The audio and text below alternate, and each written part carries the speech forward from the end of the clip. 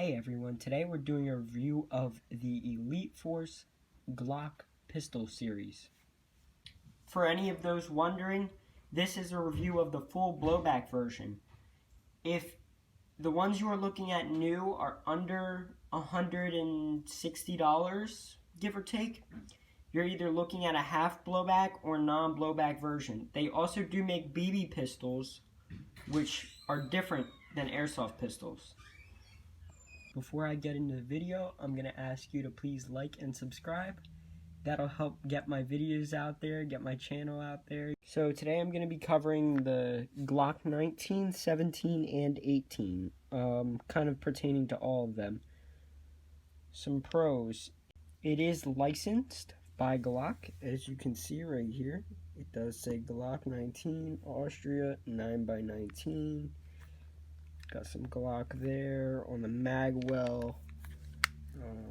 Officially licensed. Got the Glock logo on the barrel. The next thing I like about it is the sights. I did paint them. From factory they are white, but I really like that sight picture.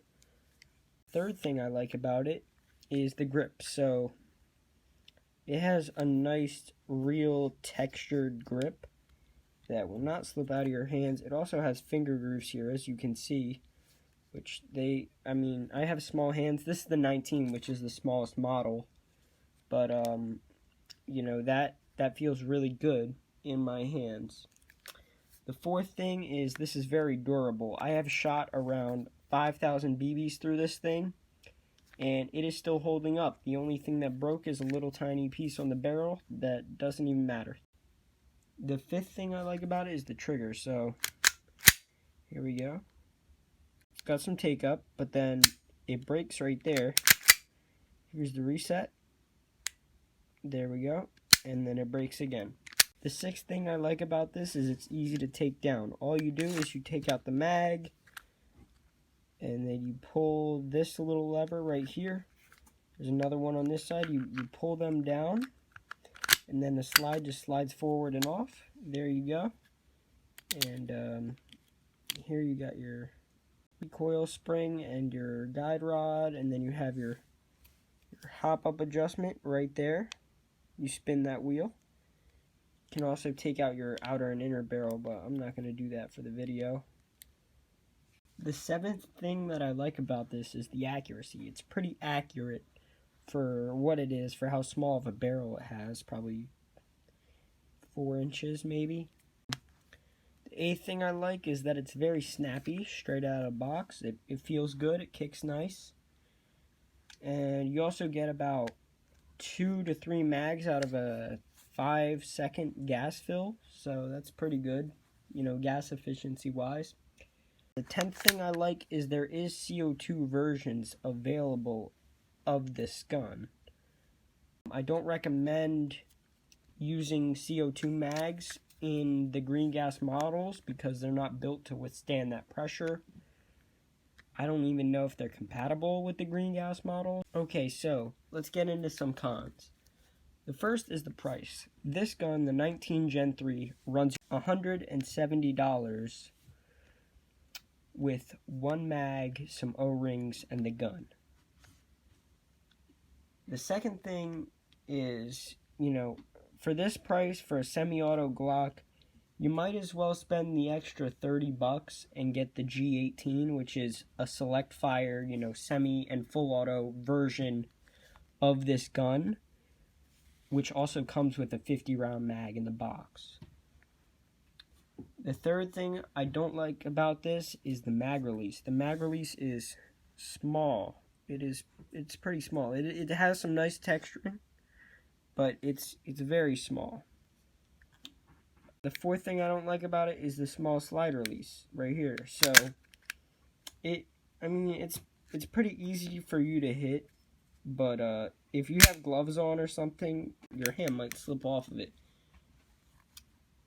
The fifth thing I don't like is the FPS. So with .25s, I get about 300 FPS with this gun on green gas. The sixth thing I like is, even though this has been out for quite a few years now, it doesn't have many mods. The 7th thing that I don't like about it is the capacity and the mag price. I believe these mags hold 15 to 17 rounds.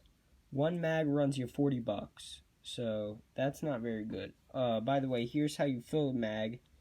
There's this little thing here you pull down, and you just slide the base plate forward, and there's your fill valve. The last thing that I don't really like about this Glock is this rail is kind of hard to find stuff to fit on there. Even though you can use, real steel flashlights and lasers and all that. It's hard to fit stuff on there, and that's about it. After this, we'll get into some accuracy testing, but here's a few shots from the shooter's perspective.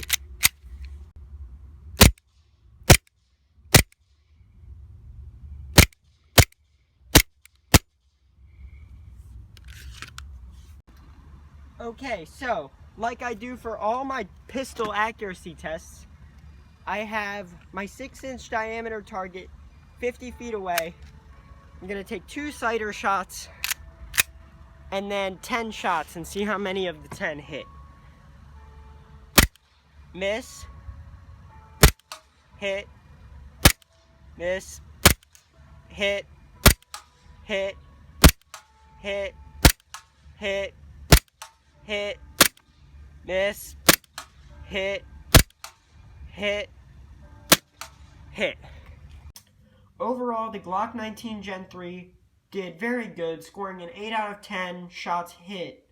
For a pistol this size, that is pretty accurate, and I would say it beats out most competitors when it comes to accuracy. So, my final thoughts on the Elite Force Glocks. They feel really nice, but in my opinion, they're overpriced. You can get a high capper for around $120 to $150 that will outperform it. Has more rounds in the mag, has more upgradability, and is just overall a better gun. If you do like Glocks, I recommend this gun over any other Glocks.